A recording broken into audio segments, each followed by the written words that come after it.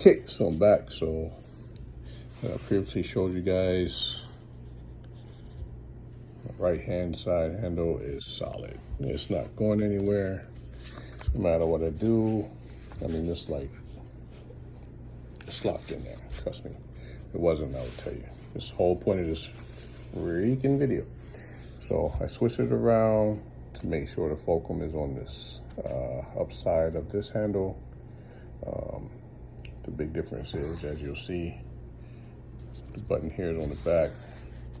I switched it from the way I had it before, so the button's here on the front. And I thought I was all G, and then one-handed. There you have it. So, something to be mindful of. I don't know if this is a defect, but nevertheless, you don't want to be thinking that, you know, you can put 100% trust in attaching your handle here on this quick release cage for the FX30. Yep, that's it. Good luck. Peace.